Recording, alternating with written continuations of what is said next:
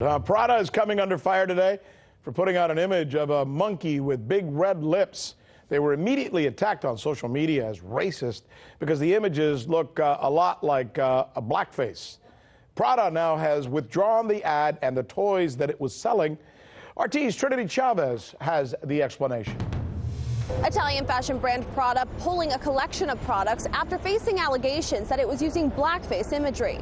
The products that sparked the backlash resemble a monkey with large red lips. Prada used the figure on phone cases, keychains, necklaces, and shirts, and even put large versions of the animal-themed trinket in window displays.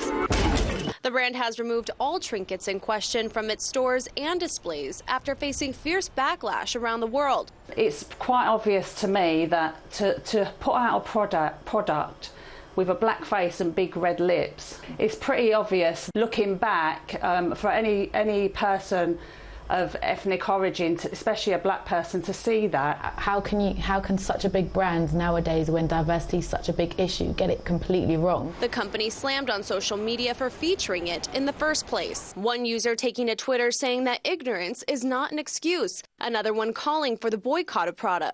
However, some did feel like the outrage was unfair, coming to the company's defense and calling the blackface resemblance unintentional.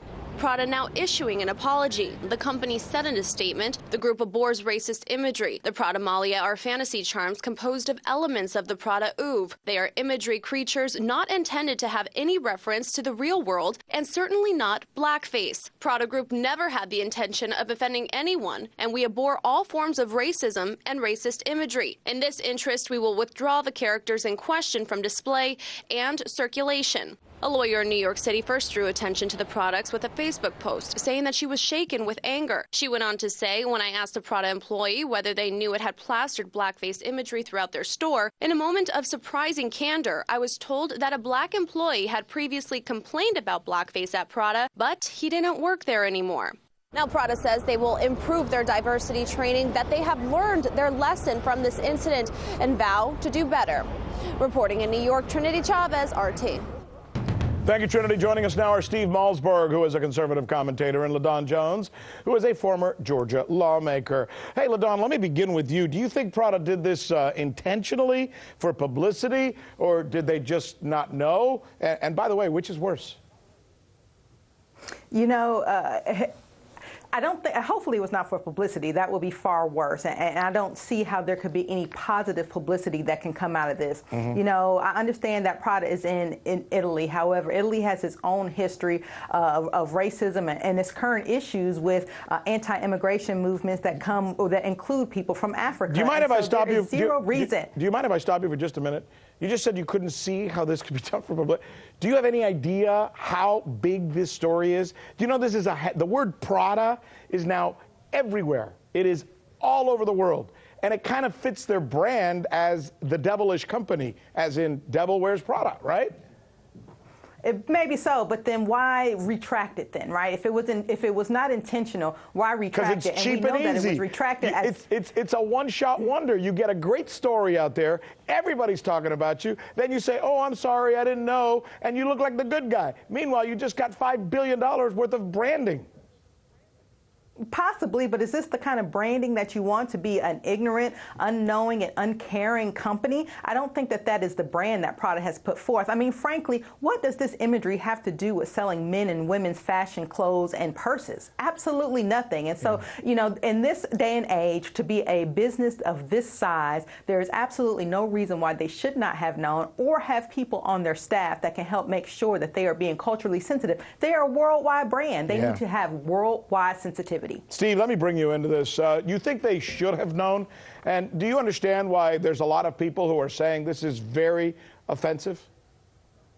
Sure. I mean, I could see. I mean, you know, I'm not going to diminish the magnitude of this, and I don't think it was intentional. I agree with my fellow panelists that it would have been, you know, they would have really had to calculate it and risked a lot to bring this out and then try to look good by taking it off the shelves. There's a lot of risk that goes into that, and there's still a lot of risk, because I don't think this is the end of it. I think they're now going to be under a microscope, a very negative microscope. And having said everything I just said, They decided to capitulate. They stuck to their guns at first. They said, look, hey, this wasn't intentional. We have no racist blackface. What blackface? What are you, crazy?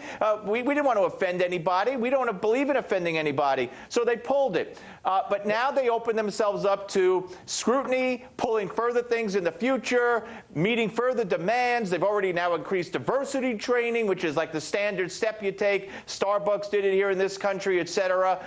And once you go down that road of giving in, you open yourself up. LaDawn, let me ask you a question about what a lot of people perceive as exaggerated offensiveness in cases like this.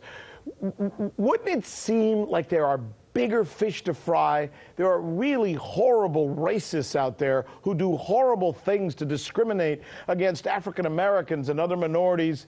This is a toy face that may have been bad. Isn't this the wrong battle to pick in many ways? Racism is one of those things where you have to address it from both ends. We know that this figurine came from the idea that African Americans or Africans all throughout Europe were not human, that they were related to animals. And so to continue to put that out there leads to the reason why there's increased brutality in America of African Americans by the police. It leads to having a president who thinks it's appropriate to say inappropriate things. And so this same ideology that's shown in a caricature that is still prevalent today is something that you have to diminish. It is a candle that burns at both ends, and you have to stop racism, big and small, and address it head on right away. Go ahead, Steve. I saw you wanted to get in. Well, that is some leap and some stretch. First of all, I think you mistakenly said these figurines come from the belief, and not these figurines. I believe Prada, and I think you said you did too, that they didn't intentionally do this to offend anybody. Maybe the original caricatures that these are said to resemble came from that background. But I don't think Prada's guilty of that. Look, where does it stop? Where does it end? In Victoria's Secret, just the other day in London, 7 women took their clothes off in the London store there because they only promote thin women. How dare they only promote thin women? I mean, where does this end? Where do you stop apologizing? Again, I understand the sensitivity of it, but once you say, I'm sorry, and yes, what can I do for you? Your freedom to be an entrepreneur and a product maker really lessens, and that's dangerous. LaDawn, Steve, I can answer that question. Go ahead, go fast. We're down go ahead. Here's where it ends. It ends when you stop asking for our dollars. If you're going to advertise to our sides, if you're going to advertise to our communities, and you want our dollars, then it ends when you stop being racist against our dollars. Cha-ching. Point well made. Thank you, LaDawn. Thank you, Steve. Great debate. Thanks to both of you. Hey YouTube, thanks for checking out our channel. We hope you enjoyed the video. We have tons of content for you just like this. For more of RT America's one-of-a-kind news and analysis, be sure to subscribe and never stop questioning more.